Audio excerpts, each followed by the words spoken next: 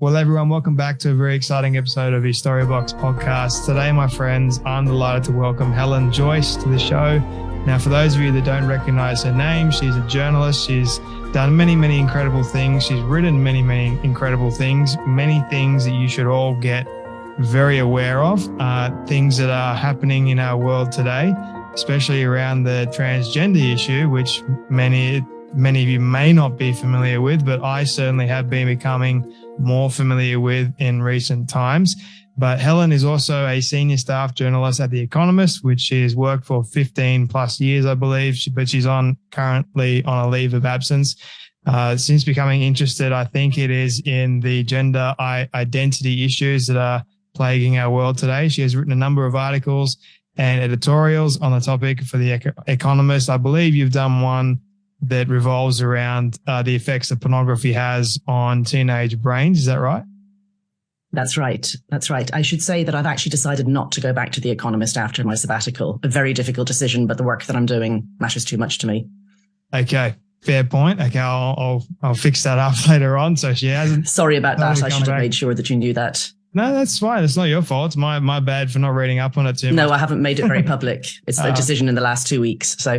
So I'll get into that in just a moment, because you did mention the importance of your work. But you're also an advocate for sexmatters.org, which people can go and check out too. And you are the author of the brilliant book, Trans: When Ideology Meets Reality. Helen, can I welcome you so much to the Storybox podcast today? Thanks very much for having me on. Thank you so much for your time, and your work is really, really important. And you mentioned just a moment ago that you were part of The Economist, but you took a sabbatical and now you're no longer choosing to go back to work for them. Are you able to, because of the importance of your work, would you be able to share how you came about that decision? Sure. So The Economist has been pretty supportive of me on this topic, which is not easy for a journalistic outlet, especially a global one, because it's so toxic, especially in America, where a lot of The Economist's readers are. And, you're just not meant to write and talk about these issues. I should say that nearly everything The Economist has done on this issue in the past 4 years has not been by me. I did write a piece in 2017 and another in 2018. But after that, because I was speaking more publicly and it was known that I was going to write a book, and we have no bylines at The Economist, the articles aren't named, it was felt that I was too much on one side. So anything that you've read since then wasn't by me, basically. So I was supported, but I wasn't doing the work I was most interested in. I was the finance editor and then the Britain editor, which are fantastic jobs and would have been, absolutely a dream before I became so passionately interested in this one topic. And in the end, with the blessing of the editor, I took a 1 year unpaid leave of absence to go and do campaigning work, which is completely incompatible with journalism, especially journalism with no byline. And I had to decide what to do at the end of that. If I wanted to go back, I would really have had to stop doing what I was doing. And at the beginning of the year, I thought, is this sort of a passing madness where 1 year's intervention can really make a bit of a difference? Obviously, I'm not the only person doing it, but if I threw my weight behind it for a year, could I make a meaningful difference and then say, fine, I'll leave it to others? Yeah. Absolutely not. It's only escalating and escalating. And just in good conscience, I didn't feel I could go back. And also I knew I wouldn't be doing a good job. I'd be thinking my heart would be elsewhere. So what I'm doing is continuing to work for Sex Matters, which is an advocacy group, strapline, Sex Matters in Law and Everyday Life. As I explain to people, sex doesn't matter in most places, but where it matters, it's sex that matters. And that's what we're trying to get established. And then I do various other things, including writing a newsletter on my own website, which is thehelenjoyce.com. Yeah. For context for my audience, what got you interested in this particular subject matter that you are? I mean, a random question by a commissioning editor.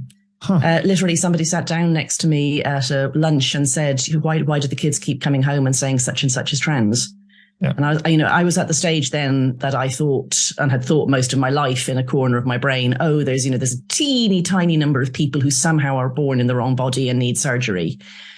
And I now think that idea makes literally no sense. I don't know how you could be born in the wrong body, but I had never given it any thought. And the idea that a child could say this and that large numbers of them were saying this just intrigued me. So I said, I don't know, I'll look into it. Yeah. And that was about 2017, as I say. And I wrote an article, and then the more I thought about it, the more I thought there's something funny happening here, because, I'd never, I live in a world where women can vote, and I was working in a mixed sex company, and I'd never felt particularly that being a woman held me back. I have a PhD in mathematics, and, I did that despite being a woman. It had never really occurred to me that it mattered to pay attention to what sex people were. I'm one of the lucky people who hasn't suffered domestic violence. I haven't been raped. I don't play sport, so I don't need women's sports particularly, although my family are very sporty. And as soon as I started to think about it, I started to think, if, because it had moved beyond this tiny number of people who needed accommodations to being a broad redefinition of what sex was for everybody. Now the activists were saying that literally you are the sex you say you are, and that there is no difference between sex and gender. It's not that we recognize that a trans woman is male, but that person is in some sense a woman. By the way, that's a very sexist idea, but they weren't even saying that. So I started to think, well, what does it mean then to be gay? Like, if you're gay, does that mean that you're attracted to anyone who identifies as the same sex as you? Well, that's both men and women. Yeah. What about it? I'm just straight. I'm straight. How can I say that I'm not attracted to a trans man because the trans man is actually a woman? Well, I'm not allowed to say that. Yeah. And the more I thought about it, the more I thought this is breaking quite a lot of things. And then I discovered they were telling children that this was true, like really true, not metaphorical, not an accommodation for a few people, but really, really true. And that large numbers of children were believing it. And that some of those children were going on to have extreme medical interventions. Yeah. And I started to meet, young people who had come out the other end of those medical interventions saying they were seriously damaged. And that was the day I decided to write the book. It's absolutely barbaric what is actually happening to those kids. And the fact that it is happening and people getting away with it these days is absolutely shocking. It's heartbreaking. And that's why I'm, number one, grateful for your advocacy in this particular thing, because it is not an easy thing to actually talk about. The subject matter is quite hard, and it is highly politicized for that fact these days as well. I wanted to ask you, you mentioned that you got interested in it because you found out the kids were coming home really confused about it. How long ago was that? So I started looking into it in 2017, and at the time, children were just being used as a rhetorical tool as far as I knew. Yeah. So you see, the doctors who worked in this field for decades, they talked really only about adults, but they thought of themselves as doing something medical. Now, I now think the medical thing they're doing was a major human rights abuse, but I didn't know that at the time. And they thought of themselves as helping a small number of people who had a severe mental health condition or were desperately unhappy to live happier lives. But those people didn't conceive of it that way in large numbers. A lot of them conceived of it as being that they had really had a woman inside or had a man inside, that they were genuinely, in some psychic sense, members of the opposite sex and always had been. And as soon as you say and always had been, you have trans children. Yeah. But actually the evidence, separate evidence, is that children form their gender identities in a mixture of ways that's to do with the culture that they're in, the society they're in, the messages that they're told about stereotypes, whether they're gay or straight. So, it seems weird to talk about a child being gay or straight, but they're kind of proto-gay or proto-straight. Right. Those kids that are 2 are going to be gay when they grow up. Yeah. And we know that, and the same with straight. And those kids are much more likely to be quite gender non-conforming and to think, why am I weird? Why am I different from other people? Oh, maybe I'm a girl. Oh, maybe I'm a boy. If their society is homophobic and gives them that message. So doctors knew that with one part of their brain, and with another part of their brain, they were doing these operations on adults. But the adults wanted the children to be understood as proto-trans people, not as children who would mostly resolve their gender confusion when they grow up. Yeah. And once you say there are trans children, then you start to think, well, we must stop them from going through the wrong puberty. We must help them as early as we can. We must socially transition them. And that's where the activists were already in 2017. But it wasn't being talked about that much. There were a couple of articles, I think, in 2018 by 2 American journalists, Jesse Singal and Katie Herzog. And they were the first place I saw in any mainstream. They were in The Atlantic and in the Seattle Stranger. And they, of course, they changed both of those journalists' careers entirely. They both got attacked and, dropped from every publication they'd ever written from. But that was the first time I saw, they're putting children on a medical pathway in the name of these adults who have this idea about their identities. And some of those kids come back and say, this is a terrible idea. And then I met some of those kids in, I think it was 2019, young people who had come out the other end of it. And the group that I met consisted entirely of young lesbians. Now, there's people who are not lesbians who go through all of this too, straight people, boys as well. But that particular group was a half a dozen lesbians. And in the most extreme cases, they had been sterilized. They had had their sex organs removed, one of them at the age of 21. So she had had her mastectomy at 18 or 19. And then at 21, she had had her ovaries and her womb removed. And they had taken testosterone. So, you know, they had very obvious physical changes to their voice and so on. And at 23, this girl had realized, I'm just a lesbian. This was all in search of something completely mad. It was like she had gone through a sort of a 4-year weird cycle that had been driven really by her anorexia. Mm. And then doctors had confirmed or affirmed to her that if you feel like this, you probably are trans. And now there she was at 23 with irrevocable changes to her body that she thought were, both insane, like, insane medical practice, and that she was going to have to live with for the rest of her life. So I was really overwhelmed by that, because I hadn't formulated the expression, the sentence in my mind until that day. But that night I kept saying to myself, they're sterilizing gay kids. Because that's what they're doing. They're sterilizing some other kids too, but it is disproportionately gay kids who are caught up in this. And, if you say they're sterilizing gay kids, you think you're back at, infecting black men with syphilis and leaving them to suffer to see how it plays out. You're at that level of beyond medical malpractice. You're into severe human rights abuse. Yeah. And that's what they're doing. So pretty much it's more than just a mental health issue. It's like psychologists are confusing a mental health issue, or just they're affirming a mental health issue, or it's not actually a mental health issue to begin with. I think they're actually creating a mental health issue in large part. So we didn't have very large numbers of children who thought they were meant to be members of the opposite sex until recently. This just didn't arise. So an analogy would be with eating disorders. There isn't a set amount of eating disorders in a country. Yeah. There are places where it's extremely unusual to starve yourself, and really almost unknown to starve yourself because you think you're fat. That's an idea that's put out in the culture. It's called, in the technical sense, it's called the symptom pool. Yeah. We all of us have an idea of what symptoms are available to us to express our distress and what those symptoms mean. So you go to your doctor with general disease, uncomfortable, miserable, pain in your stomach, can't sleep, whatever. And you'll come out with a diagnosis that varies from place to place, depending on how your culture thinks about those symptoms. Yeah. So we now, over the past 20 years, have unfortunately released into the symptom pool the idea that if you feel your body is wrong, puberty is desperately distressing for you, you ardently wish that you didn't have the changes that you're going through in puberty. And honestly, nobody finds them easy. A bunch of other things, that probably are trans.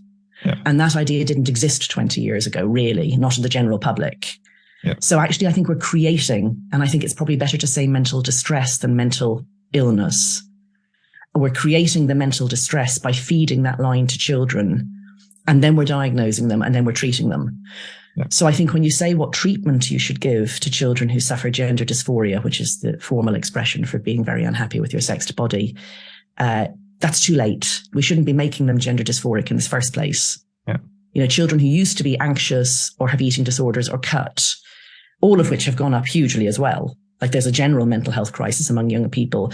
Those kids are to a quite significant extent now thinking they must be gender dysphoric. And then once you start to think about it, you start to ruminate. And you really focus on the aspects of your body you don't like. And you think that everything would be better if you were the other sex. You think the grass is greener on the other side. Boys think like girls have it easy.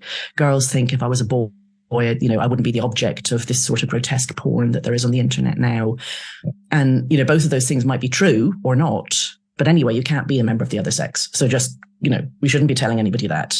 Yeah. But so that's the other part of the whole puzzle, is that schools are now routinely telling children, really telling them in terms that what makes you a boy or a girl is your identification with masculine and feminine stereotypes. Yeah. And really, lots of people don't identify with the stereotypes for their sex. I mean, nobody identifies with them entirely. Nobody's Barbie, nobody's G.I. Joe. And then those children think, oh, well, then I must be non-binary or a boy or a girl. And you've started this rumination cycle for those kids. Yeah. So we're feeding it online, we're feeding it through the medical profession, and we're feeding it most of all, I think, through schools. Yeah, major problem with the education system, this whole rhetoric and ideology that is based around solely in confusion. Like a kid doesn't know half the things they want to do. They change their mind just like that. And we're making them make this huge life-changing decision all on their own. And parents go along with it as well because some of them have got no choice, because if they go against it, they can be arrested now. It's like the political side of things is just going absolutely, it's horrendous. And then doctors as well. Some doctors, I know don't want to affirm this, but they've got no other choice. So I think it's worse than that. It's suggest selling. We're actually suggest selling this to the kids. Yeah. So everything you say is true, but we start it as well. It's not like it's there and then we deal with it very badly. We create it and then deal with it very badly. Where did it start from though? Oh God, that's a big question that took me chapters and chapters of the book to tease out. And I'm not sure I got all of it. And a lot of research and a lot of reading of transgender, autobiographies and about the doctors and getting out of print books and things. I mean, my best explanation is there has always been a really, really tiny number, homeopathically tiny number of people who think to themselves spontaneously, I was meant to be the other sex. And where you are in the world and what time it is, as in what, historical time, that's what affects what you do with that information. And if you're in Samoa and you're a gay man, what we would call a gay man, and you grew up very effeminate, you're likely to become what they call a fa'afafine, which is a third category. They don't think that you become a woman. They think that you become not a man. It means in the manner of a woman. And you can wear women's clothes and you can sleep with men without that being taboo, but you're not a woman. And we don't have that category, so nobody becomes a fa'afafine here. Yeah. But this tiny, tiny number of people, I think they, over a sort of nearly a century, they and their doctors, step by step, moved from committing what I would regard as serious human rights abuses, removing people's genitals, trying experimental treatments like, inserting ovaries into men's bodies and seeing what happened and so on. But they moved from thinking, there might be a few hundred men and a few hundred women in a large country who want this done to seeking those people to get legal recognition in their new sex. Now, nobody can actually change sex. But in a culture, say in the 1960s, 70s, 80s, when it was really not done to dress as a member of the opposite sex and you couldn't marry a person of the same sex and so on. If you had a man who had had his genitals reshaped to look like a woman's as best you could, and who had taken estrogen and had grown breasts and wore his hair long and wore a dress and lipstick and high heels and so on, this man was super countercultural. Yeah. And so the decision was to let this man get legally recognized as a woman. And that was kind of the start of it. So that, you couldn't change your birth cert in Britain until 2004, but you could change your passport and your driving license and your bank records if you had gone through this surgery and your doctor supported you back in the 1970s. So surgery, so that you could travel. Surgery was available all the way back then in the 70s. So the first surgeries were about around 1930, and they were carried out in Germany. And highly unsuccessful. If you've seen the film The Danish Girl in 2015 with Eddie Redmayne, that was Lily Elba. It's a man called Einar Wegner who believed that he had a woman inside, and this woman was called Lily Elba, and he had his genitals removed, and they did these bizarre surgeries where they transplanted ovaries from young women, because at the time they were taking ovaries out of women for thinking that that would cure hysteria.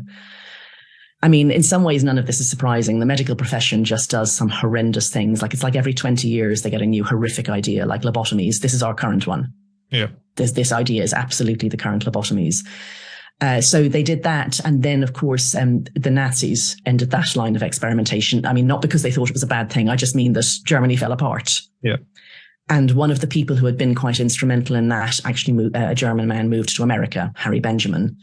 And then he picked it up in America, and it kind of by 1970 or so, there were more people doing these things.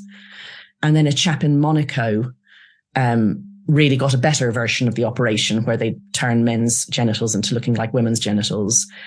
And people started coming to him. So anyone who's heard of Jan Morris, the journalist James Morris, who was the first journalist to break the news of the ascent of Everest, he went out to Monaco in the 1970s, possibly 1980 or so, and came back as Jan.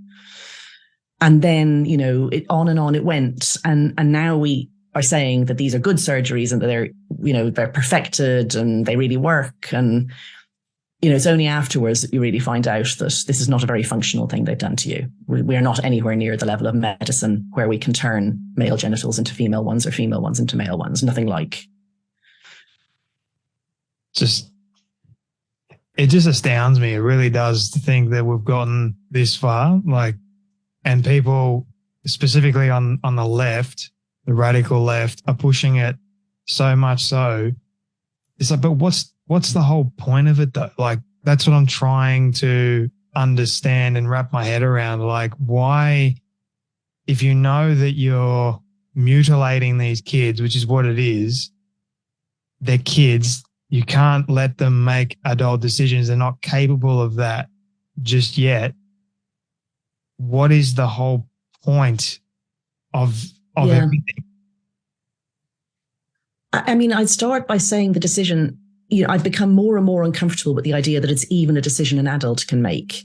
Yeah. I mean, obviously, there's a strong aspect of bodily autonomy that's extremely important. So I'm not saying you definitely can't make it. I'm saying that, we have no evidence base to say that this is definitely a good treatment for a well-selected group of people among adults. Regret after surgery is a thing, and they aren't collecting good data on it, and clinics do not stay in touch with their patients, and they do not do long-term follow-ups and so on.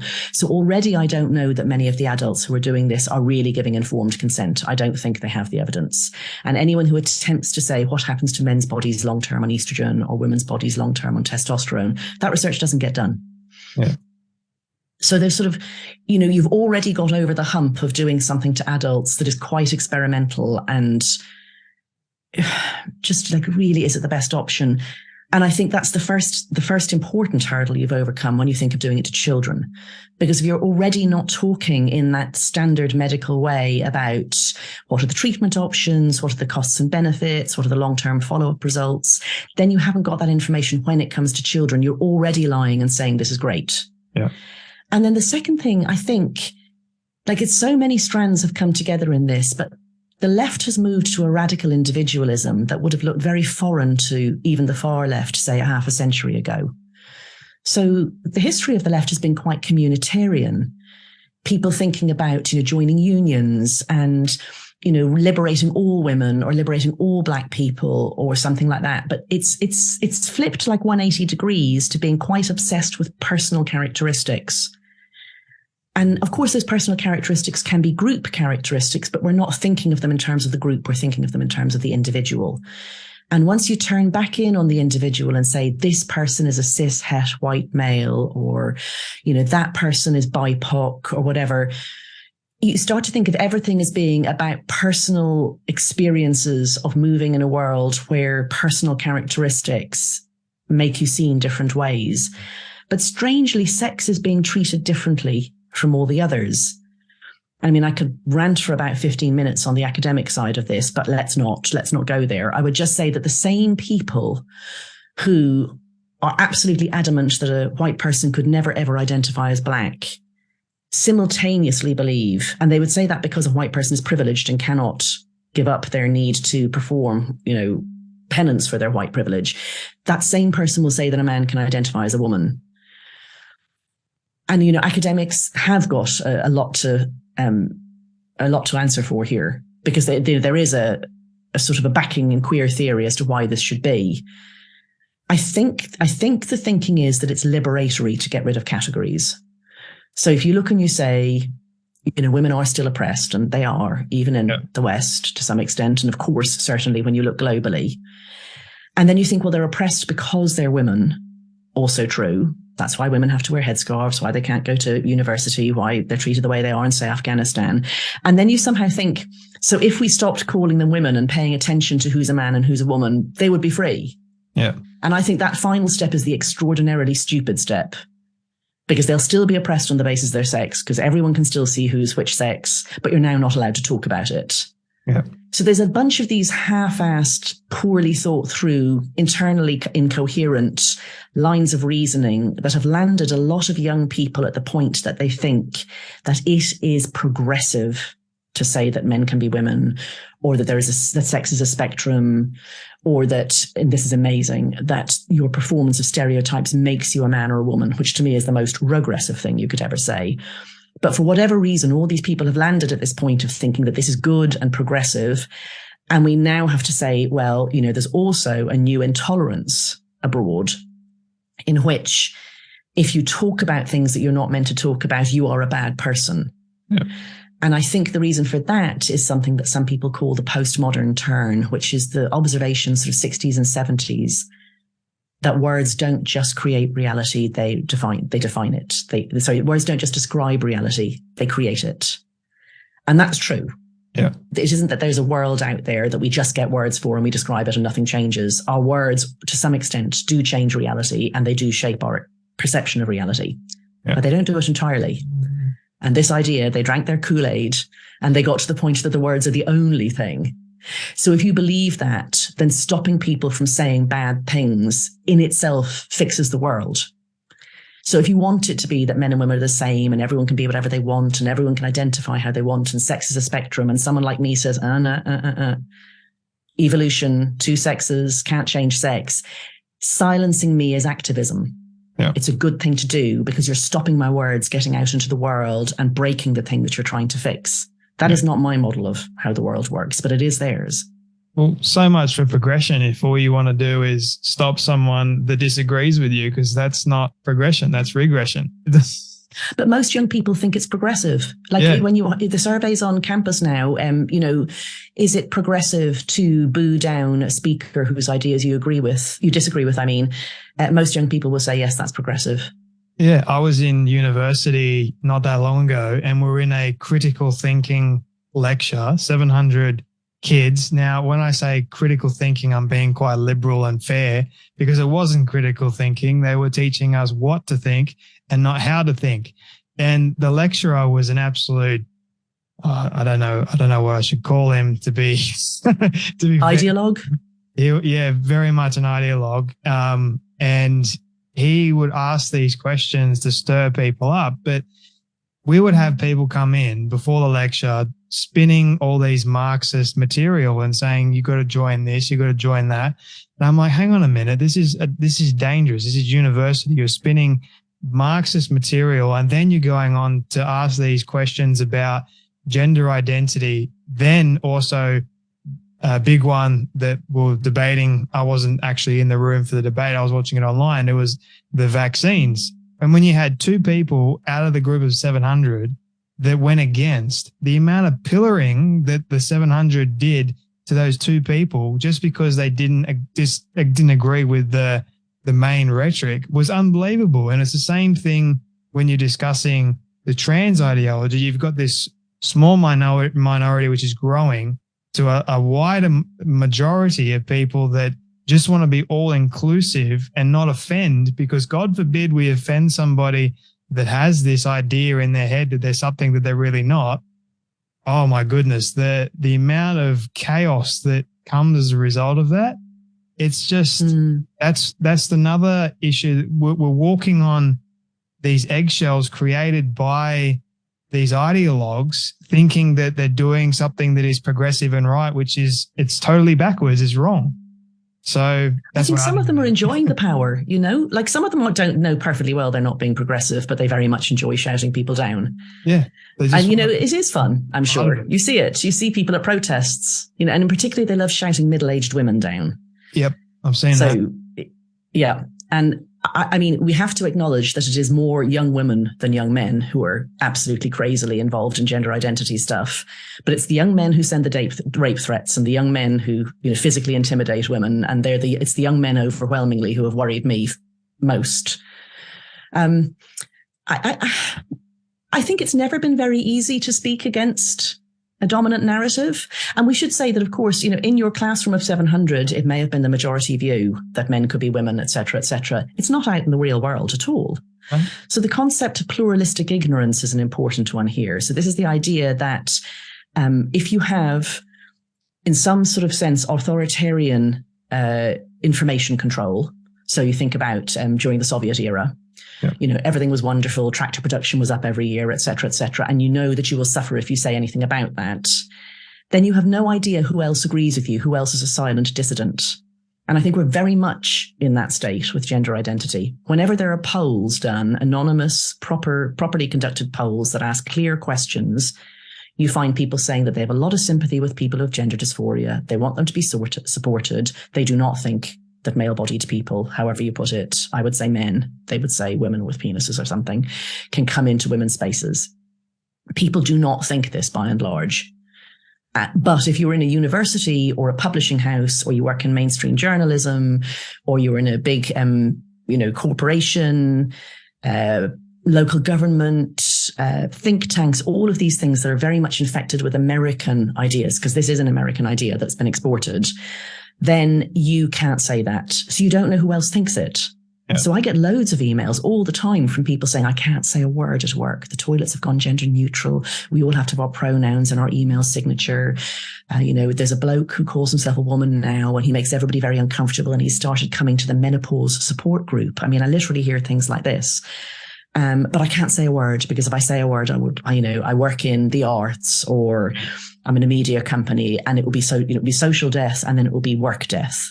Yeah. So the control is done via people's employment. It's done by their means of making a living.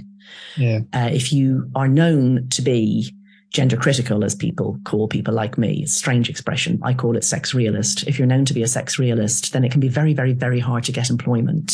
So people just say nothing. So these ideologues can just run rampant through everywhere because nobody's challenging them. It's sad to think that some people, they don't necessarily agree with what's going on, yet they're kind of stuck because financially they can't really go anywhere else. Otherwise, it's just going to be absolutely the same thing. They go from one to the next. And like you said, it's very much an American idea that has spread to the West. It's creeping in largely here in Australia as well. And it's getting...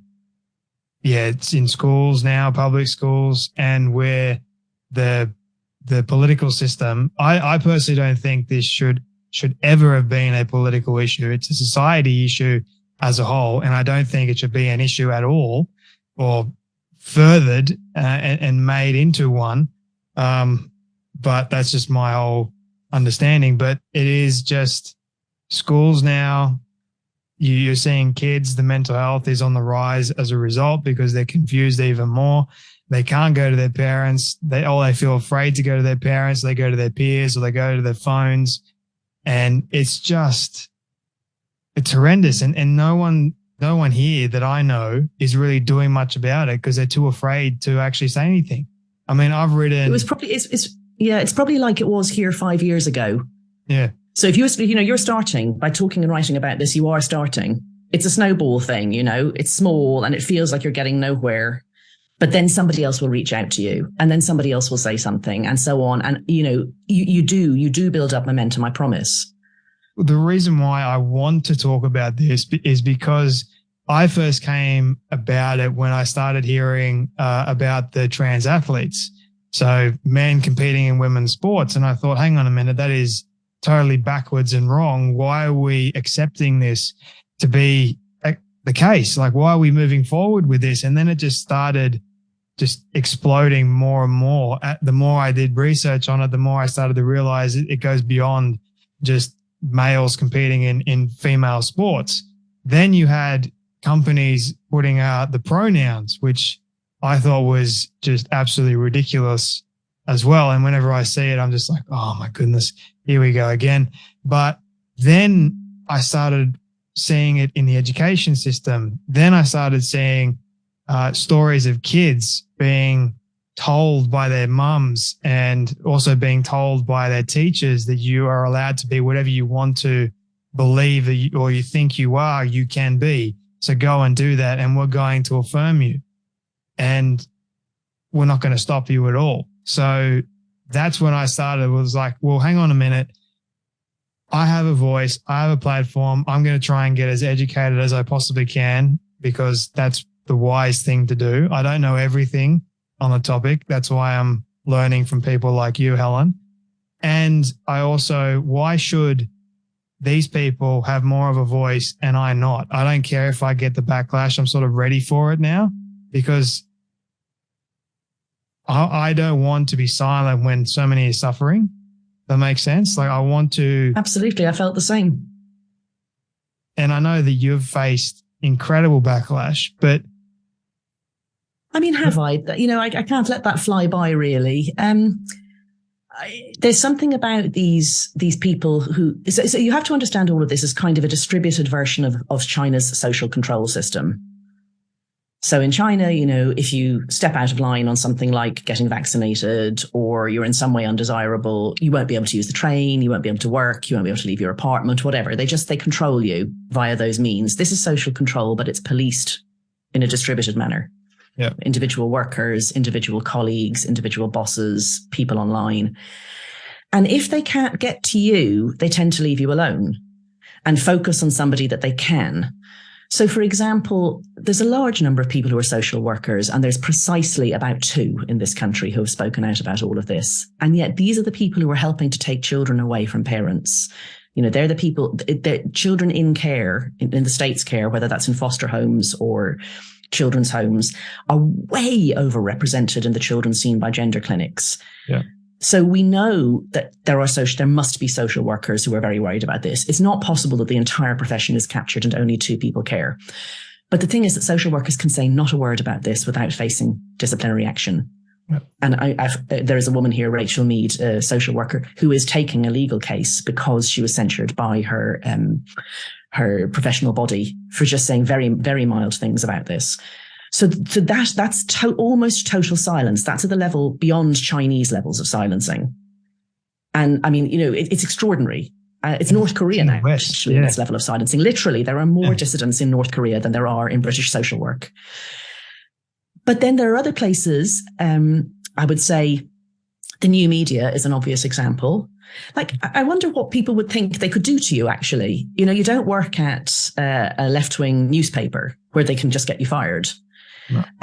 But so there's people who can just say what they want. And then if you're one of those people, only every now and then will they come after you. You'll say something that can be misinterpreted or something like that. And then they're really vicious on that. If it doesn't get people to cancel you and you don't apologize, very important not to apologize, they leave you alone. Yeah. But unfortunately, the people they can get at are the people in the regulated professions more than anything else. And that's doctors, social workers, teachers. You know, those are the 3 most important professions in terms of protecting children. So they've got to the child protection mechanism. Almost totally. The child protection mechanism is harming children on this issue. Why should you? Well, the question is, why should you even apologize to them for offending them, really? Well, yeah, I mean, sometimes you might have said something that genuinely you would have preferred to say better. Yeah. And it would be better to be in a world where you could say, oh, yeah, that didn't land right, did it? What I meant was this. But if you do, they smell blood in the water. Yeah. And they will never, ever, ever leave you alone. And in so many ways, this is creating a more toxic environment for all of us, especially online, because a world in which you can speak freely. And, you know, if you say something that's gone a bit too far or that landed wrong or you made a mistake because there was something you didn't know, you could say, oh, right, I see what you mean. That's not what I meant. I didn't know that. Thanks. And then continue. That's a much, much better political and social culture than the one where I'm telling you, don't apologize. Because if you do, it will follow you everywhere and they will never leave you alone. Yeah. So we're in this weird state where there are people who can speak quite freely. I mean, I was, of course, in the mainstream media. And I mean, this is not a criticism of The Economist at all. Like when you're working in an organization, especially one with no bylines, you don't have freedom to speak publicly because you're employed and you're part of your organization. And they've written lots of good stuff, and most of it not by me, because I didn't write about this issue after 2018. Other people did at The Economist. So those people, you know, can't speak, but over here, there's plenty of people who can speak. And I think it's important that those who can speak do. Among the people who can't speak are most parents. Yeah. So it's interesting to talk about the dynamics between parents, the medical profession, schools, and their children. Complex. So, yeah, I mean, if your child says to you, you know, congratulations, mum, you thought you had a boy, actually you've got a girl. Like the first thing that parents will do is they will look online, and then the first thing they will find is activist lies telling them their child will kill themselves if they don't agree. Yeah. And that, trans children will commit suicide unless you affirm is such a horrific lie. And it's such a dangerous and wicked one, because parents will obviously do anything rather than risk that their child kills themselves. It's every parent's worst nightmare. There is no evidence that that's the case. Yeah. So then those parents affirm, possibly very unhappily. I know loads of parents who have children who have declared transgender identities, and the parents are distraught about it, but they don't know what to do about it. And what they need is professional help. So the next thing they do is they go to their doctor or they talk to the school. And unfortunately, those people are on the wrong side. What they need is a doctor or a teacher to say, oh, you know what, this is becoming much more common. Honestly, most people grow out of it. What we can do is we can accommodate your child so they don't feel too miserable in the meantime. We run a very gender neutral school to the extent we can. Your boy can do knitting if he wants. Your girl can do woodworking if she wants. We'll talk about names and so on. And we'll just all work through this together. But they don't do that. No. They tell you that, okay, that now you've got a boy or a girl or a non-binary child or whatever. And I have seen so many letters from schools to parents, like telling them that they'll call social services if they don't go along with this. And I know people who have had social services called on them. And I know people who've been put through full investigations and had to face the possibility that all of their children will be taken away simply because they didn't want their severely depressed, autistic 15-year-old daughter suddenly saying she was a boy to be put on testosterone as soon as she hits 16. Yeah, so, it has corrupted the whole surrounding of everything that we do societally with children. And I don't think you can say in that situation how many people agree with it or disagree with it, because the consequences of disagreeing are so severe for parents and for professionals. It's almost like you've trapped the parents because they don't know necessarily what to do. The lies and the information that is put online is damning, usually, and it makes the parents fear even more for their child's safety, so they go into overprotection mode, and then it just makes things 10 times worse. And unfortunately, even if they don't, go into that mode, what can they do? Like, I know parents who are in support groups with each other, but they don't even tell their children that they're in any such group, because that's the other thing, is the children are given these scripts by the activists online, like how to come out to your parents, the 10 things your parents are likely to say to you and the things you can say back. And the children are really taught to threaten their parents. And they're really to say, I will kill myself. I will leave you. I will never talk to you again. So again and again, people who should know better have said terrible things to me or about me. And when I look into it, it's their child, an adult, often a daughter in their 20s, has said, if you go along with this, I am never speaking to you again. And that is seen as activism. That is a good thing. You're a moral person if you say to your mother, unless you say that you believe in gender identity and that trans women are women, I'm not coming home again. And they even put on the script, if your parent doesn't affirm this, who to call, who to go to get the support that you need, and you'll feel safe because your mum isn't making you feel safe here. Therefore, it's dangerous for you to be at home, and we'll protect you. And we know from child abuse scandals that that's the way that child abuse creeps in. I am absolutely not saying that this is what drove it. Some people have this conspiracy theory that paedophiles are behind the whole thing, and I don't think that at all. What I'm saying is that we know from child abuse scandals in the past that driving a wedge between children and their parents, or telling children that you'll keep secrets from them, or confusing children about their bodies and their boundaries, these are all things that make it much easier for child abuse to happen. So none of this should be happening. And every teacher in Britain anyway goes to child safeguarding training. And they are told in this training, keep the parents with you. The only time you would ever keep a secret from parents is when you think they're the ones who are causing the abuse. And there's a documented process you've got to go through if you want to keep parents in the dark. And yet, there's schools are just a stone's throw from where I'm sitting here who have it as standard procedure that if a child says to them, I'm really a boy, I'm really a girl, I'm really non-binary, they go, fine, what name do you want? What pronouns? Change the school records. And then they use the old name and pronouns when talking to the parents to specifically conceal it from the parents. I know people who found out by accident 18 months later that their child has been, and then they realize they're the only people in the world who are talking about their girl as a girl. Everybody else is talking about their girl as a boy. And this has been happening behind their backs. This is madness, in case it's not clear. It's complete insanity. No, I'm totally with you on that. So what does a parent, in your understanding, what is the best sort of approach if a child was to come out to them? I think you already mentioned what to do, but if a parent doesn't feel like they have a choice, instead of going to the internet and researching all these lies, what is the sort of the best case scenario for them to do? Well, I think you need to get support for yourself as a parent. You need to recognize this is a serious mental health issue for you. You're in a crisis. This is like, a horrific divorce or such, like it's at that level of seriousness for you. So you need to get support, because if you break down, everything goes wrong. And then drop any other arguments you're having with your kid. If you're in a big fight about something else, about subjects at school or results or whatever, put those aside. And there's nothing that's guaranteed to work, I should say. I know plenty of excellent parents who have done everything that they can think of, and this has not worked, and their child is now headed towards surgery or estranged. So I'm sorry, this is the worst thing that is happening, really, in family relations at the moment. And it's not you, it's the culture. Yeah. Forgive yourself. You did not do this. You did not cause this. What I've seen work in families that are already quite strong and have good lines of communication open is, double down on that communication is everything thing. Don't tell your child they're stupid. Don't even suggest that. Don't say this is ridiculous. Don't say, anything like nonsense. And to start to sow the seeds of doubt about the things the child is seeing and reading online. So someone I know who did get told by their school that their daughter, now identified as a boy, their school refused to talk about it any further. They just said, oh, you're 13 year old, a boy, congratulations. They had a great family relationship, very happy, the other children were great, happy marriage and so on. And they managed to talk to the girl and say to her, because she was binding her breasts, and which is very dangerous, by the way, that they were worried about that specific issue, and they had found research suggesting that binding was dangerous. And because they had a good relationship with their daughter, they were able to show her that evidence.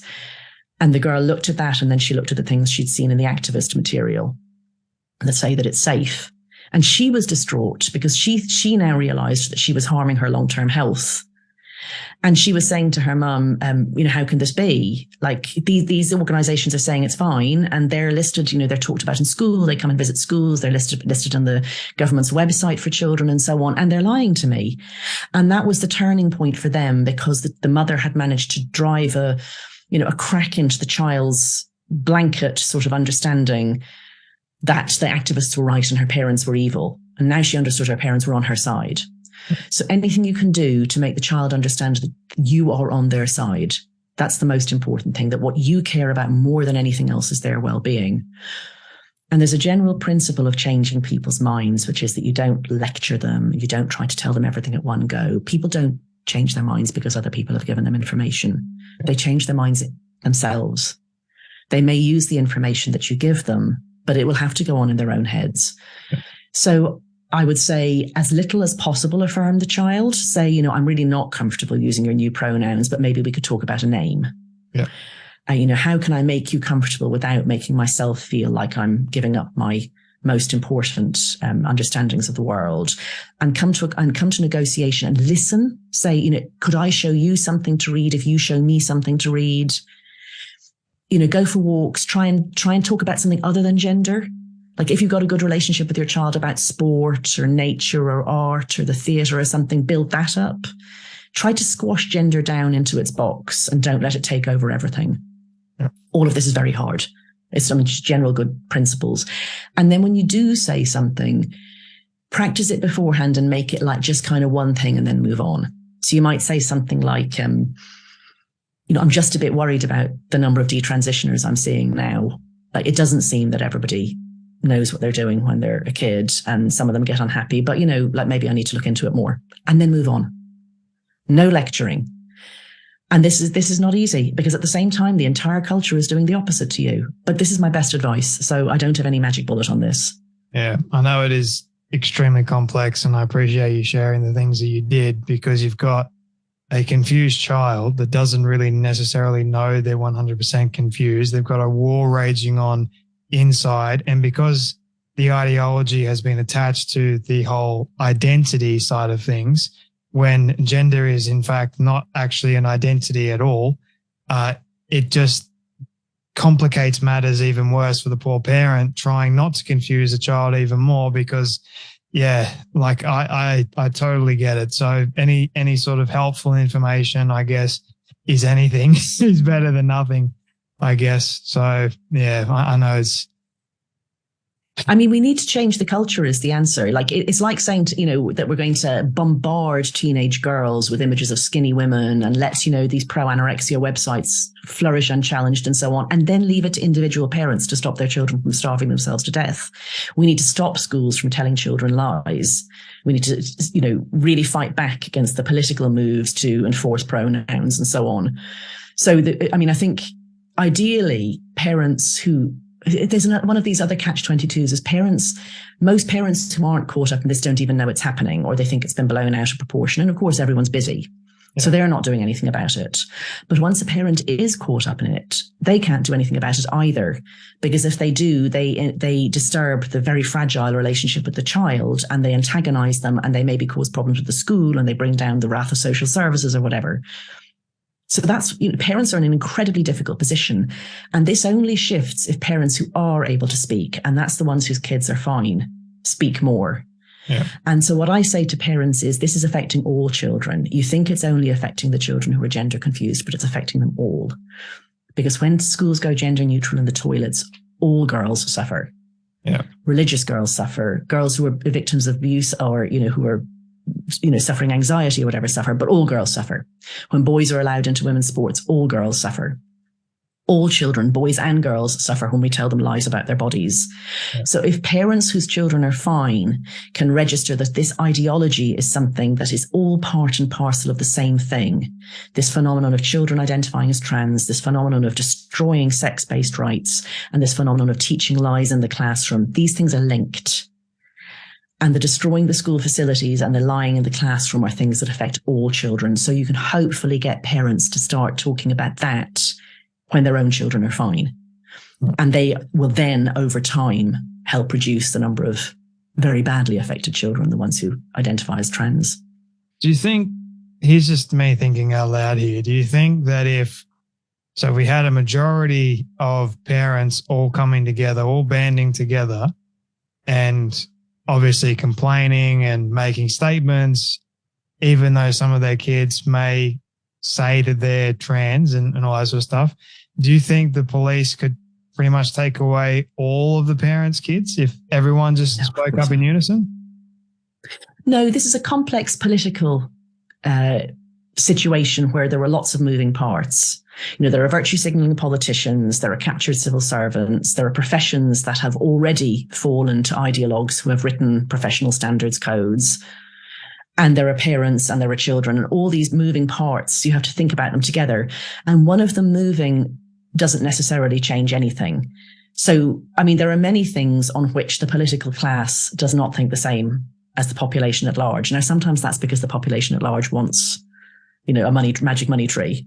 Yeah. Like, there are just things you can't do. The world can't work in certain ways. You can't have, full employment, low inflation, and big pay rises every year. Those things are not compatible. Yeah. But people like them and want them. So I'm not saying that, because politicians disagree with the populace, they're necessarily wrong. On this one, I think they are. And politicians over time do respond to public opinion. It just can be slow, and it can be distracted by infighting in their own party. So most politicians know very well this isn't popular by now, here in England anyway.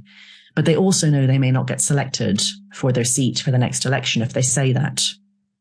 And the first person to speak will be a big target. So Rosie Duffield, who's a Labour MP here, who's been very brave on all of this.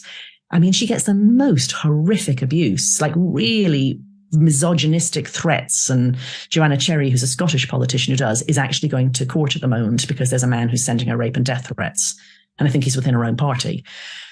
So people don't want to be one of the first, but every now and then a brave person is, and then it gets easier. Yeah. Well, what helps politicians most is when they know that voters are with them. So you can be helpful by writing to your local representative, whoever that is.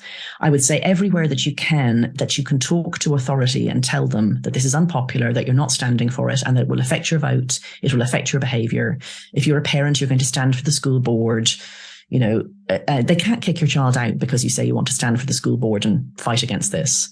You know, and a politician cannot do anything to you if you write to them and say, my vote will depend on this, and I am talking to other people. So those things help, but they're not quick. But we have to change the top. And, you know, the only thing that ordinary people can do is use their voices and use them in a canny way. And I would say seek institutions to influence. So get yourself on the board of a local hospital. Get yourself on the governor's board for a school. Talk to other parents. If you're going to go and talk to a school, make a little group of parents to do it. It's harder for them to make your child feel bad if you do that. Get a group of parents who include men and women, not all white, not all religious or atheist. Get a mixture so that it's harder for them to say, oh, this is just, you know, middle-class white women, you know, yammering on, or, well, this is just Muslims and they're homophobic as well, or whatever the hell they want to say to dismiss you. But so I don't think it's a question of all of us standing up and having to, you know, do civil disobedience. I think it's a matter of engaging with our elected representatives and institutions to get them to understand that they have cover to fight the ideologues inside their own ranks, that if they do it, it will be popular. Using smarter rhetoric to beat the stupid rhetoric that somehow is mainstream. Oh, yeah. I mean, the level of stupidity is the thing that bothers me most about all of this. Like, in one way, of course, it's not stupid. It's diabolically clever. Yeah. Like, I would never have believed 20 years ago that anyone could possibly sell the maddest idea I have come across in my entire life so successfully. But my God, like, marketing geniuses, like, it's going to be looked back on as the marketing scam of the millennium, basically. Oh, yeah. But yes, the actual words that they're saying are beyond stupid. If we don't destroy society along the way, then yes, we will look back and think, what the actual hell? Yes, I do think that this will end. I do genuinely think this will end because it's too mad. What I'm afraid of is a huge backlash. So if we let this go to really extremes, then what we end up with is people who don't just think in a moderate way, look, we're a sexed species, we're mammals, there are two sexes. Often that doesn't matter. Sometimes it does. Everyone can do what they like in terms of gender stereotypes, but I'm not going to pretend that men can have babies. We end up with the sort of, you know, men are men and women are women and men are the ones who provide and, you know, women back into the kitchen. We'll end up, and we definitely will end up fueling homophobia too, because there's already people who link the idea that two men can get married, or that it's, you know, it's a natural phenomenon that a few percent of people are gay. Yeah. We already have people linking that idea to the idea that men and women are the same thing. And I mean, they're completely different things, but they get linked in the whole LGBTQ++ umbrella idea.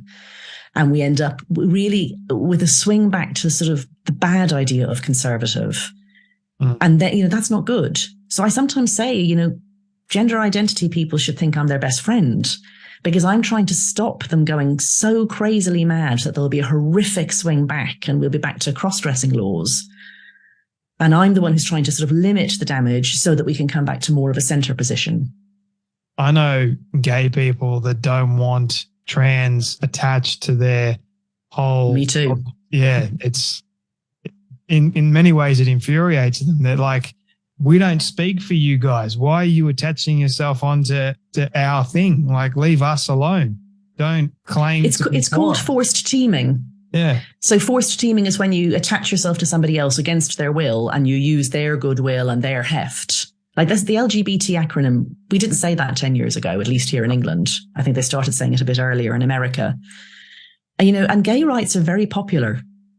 We didn't get gay marriage in anywhere, I think, until it was something that the solid majority of the population wanted. You know, most people think, let other people live the way they want. What harm is it doing? And so that goodwill is now used for let men get themselves into women's sports, whether the women want it or not. And by the way, they don't, which is like literally the opposite. But they're still saying, why do you care? What's it to you? I'm living my truth. You must be a homophobe. Or let's allow men to go into women's locker rooms, for example, and abuse women. and say, or just go in, they bitch. don't have to abuse women. They make us uncomfortable just by coming in. Exactly right. Like, but the fact is it doesn't stop at the I'm uncomfortable. It sadly goes to the extreme because men are still men. And when they're abused and when they've got urges, what are they going to do? And so what I say to people is other people have rights. Yeah. That's my short catchphrase. So when somebody says, I think that you should allow gay marriage, and you say, well, other people have rights, it doesn't work. That doesn't mean anything. That sentence means nothing in response to we should allow people of the same sex to get married. But if you say, Leah Thomas, can identify as a woman, and you say, well, other people have rights, it's clear. Female athletes have rights. And when he gets up and says, oh, sorry, I'm offending Leah Thomas. No, he's a man. No, I don't care. I'm going to call him he too. I don't care anyway. But when he gets up and says, my female athletes should be supporting me because I'm one of them. No, you're not. And I'm glad they're not supporting him. Like, what? So it's as if gay marriage had been won by gay men arguing that they were really women and therefore should be entitled to do opposite sex marriage. It's literally the same as that. How backwards is that though? Exactly. Gay men aren't women. They're gay men. Yep. And so they argued it on their own on its own merits. Well, now we've got men saying men can be women, therefore they should be allowed into women's spaces. I mean, it's just not the same. And it's clearly very bad for women. And then they say, why are you arguing? What's it to you? Well, I'm a woman. That's what it is to me. Your idea, this issue. You wrote a brilliant book called Trans When Ideology Meets Reality. People can go and get it. Am I correct in saying wherever books are sold, or did you have issues with it being sold in bookstores and that? I mean, it's very, very variable. There are individual staff in bookshops all over the place who hide it. Yeah. They misfile it, or they leave it in the storeroom, or they say that they haven't got it. And it's hard to get it into libraries as well. That said, the best thing that you can do in those circumstances is ask for it and get them to order it in because, commercial realities do overstep things. I think it's just been reissued under a new title, and I'm embarrassed to say I can't remember what it is. So I'm just going to look up what the new title of my own book is on Amazon. So it's in paperback now, and it has been for a good while. And the latest edition of it is called, let us get there. I like the title. I really need to learn this off by heart. I know it's still available as When Ideology Meets Reality on Amazon UK. But anyway, it's my only book and the title starts trans. So you will be able to find it if you just say Helen Joyce, trans. That's the only book you can get. And I hope people do. I hope people read it. And it's not about, making money for it. I mean, writing a book is a labor of love, and it's usually the worst paid work you ever do as a professional. And, my book has sold well, but when you think of the work that went into it, it definitely was the worst paid work I've done as an adult. I wrote it to be read. I wrote it to, it's changed my life. I've given up a wonderful job. I've, moved away from being the finance editor of The Economist to spending my days telling people that sex isn't a spectrum. So I hope people read it and talk about it and use it as a reinforcement of their understanding that they aren't mad. That's why I wrote it. People think they're the crazy ones. No, this idea is the crazy one. I saw it the other day in my local bookshop. I think it was in the Society and Culture section. And it was next to, funny enough, Douglas Murray's book, War on the West. And I'm like, yeah, that fits. it was in a good spot, yeah, fine. I mean, it's been an eye-opening experience for me, realizing that people I used to respect, I no longer respect, and institutions I used to respect, I no longer respect. So I was probably very naive 5 years ago. And I mean, I'm well into my 50s, so that's quite late to have had my eyes opened to how much ideological corruption and cowardice there is in all our institutions. So I now listen to a much broader range of voices. And you know what? I'm still pro-vaccine. Nobody's going to make me an anti-vaxxer. I do not have populist opinions on migration. I still think Trump is terrible. But, I have a much greater respect for people who are heterodox in their opinions.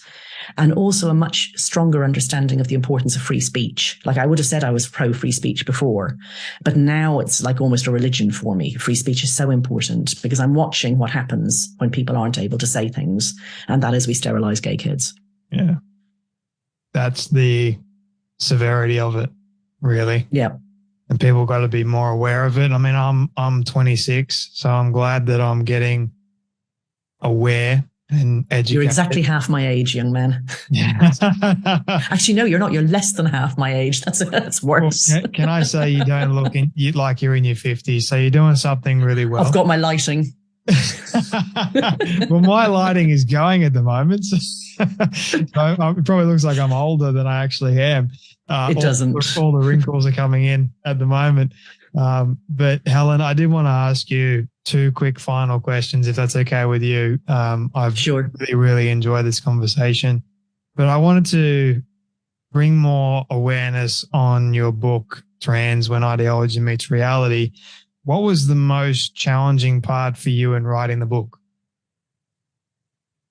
I mean, probably just the most challenging as a writer was learning all the history of it, because that's not why I wrote it. And it's not, I think, what people are reading it for, but you have to tell it.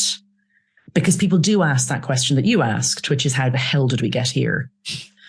I would say the most upsetting thing, so challenging in the sense of upsetting, I had understood before I wrote it what was happening to children. That was desperately upsetting, but I had, got my head to some extent around it. But the thing that drives me completely mad is the issue of men being put into women's prisons. Mm. This is simply so grotesque that I cannot believe it's happening. I mean, and the UN Charter, international law says that it's one of the worst human rights abuses is not putting women in their own prisons. Yeah. Because when women have men in their prisons, women get raped. You have no way to get away if you're in a prison. Like, it's bad enough when it's a man in your gym's changing room or, the workplace toilets. But in the last analysis, in a free society, you can choose not to go to that gym. You can leave the workplace. These are not good things, of course, but you can. In a prison, you're controlled 24 hours a day. You can't move away from this person. Yeah. And the system all over the West now is that men who identify as women have a decent chance of being moved into women's prisons. And the sheer wickedness of this is something that still takes my breath away, even though I've known it's happening for 5 years. I thought when I started to look at this topic that there were a few things that would immediately make people understand that, they just haven't been thinking about this and it's much worse than they thought. And the 3 things I thought were, when you say they're sterilizing gay kids, when you say, but they're allowing male people to compete in female-only sports. But above all, I thought that if I said to people, if you allow some male people to identify as women, you will, sure as eggs is eggs, end up with rapists in women's prisons. I thought they would say, oh, I see what you mean. And we can't have that, can we? I have to rethink my premises. And no. They don't. And so the moral bankruptcy of this movement still takes my breath away. And I find that, it's hard to sleep when you think about that. You told me that you didn't really have much of a Christmas break or much of a New Year's because what were you doing? So Scotland introduced self-ID, a bill called the Gender Recognition Reform Bill, before Christmas, and they did it in the week running up to Christmas, quite deliberately, as a way to make it very hard for people to protest, because that's a very busy week for middle-aged women, and we're the people who are leading this protest. Yeah. And they've done it in a way that's desperately complex, but they've done it by amending a part of a national bill, a UK-wide bill, in ways that cause problems for the whole of the UK because it's very inconsistent and incoherent. So we spent Christmas, a lot of us who work on this issue, trying behind the scenes, in front of the scenes, writing blog posts, talking to anyone we could, raising awareness of the fact that this was not only a wicked bill, but was also something that would cause problems for the devolution settlement. Because when Scotland does things, Scotland can only legislate for things that are within its own competence within the devolution settlement. It can't legislate what they call out with competence, meaning things that are reserved to Westminster. And our argument, which was accepted by the UK government, of course, they were getting their own legal advice too, and their lawyers told them this too, was that the Scottish Gender Recognition Reform Bill was out with competence, and therefore, under the devolution settlement, should be challenged by Westminster, which was done earlier this month. right, in January. So that was just basically working through that, talking to people, constitutional lawyers, talking to equality lawyers, understanding how the Human Rights Act works, how the Equality Act works, how the Gender Recognition Reform Bill works, and just straight through. Didn't take a break. And we weren't the only ones. No rest for the brave, right? I mean, it just, you let this go and it's 20 years to get rid of it again. So you have to take the chance to stop things before they start. Like anywhere that has passed these laws is going to have to take 20 years to get rid of them. I'd really rather we didn't introduce them in the first place. What goes on behind the scenes, just so people are aware? What do you do? I mean, what goes on behind the scenes? I mean, a lot of what I do is in front of the scenes. We write policy papers and talk to think tanks and,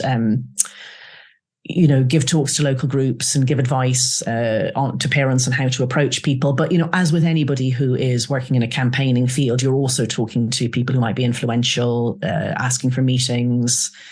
Yeah. I mean, it's not lobbying. We're not a lobbying group. It's the most effective tool is probably, the policy paper. The policy paper that gets out there through some mechanism. Actually, our own website now is quite good. And then that becomes part of what the decision makers read, and you become a more respected and better known voice.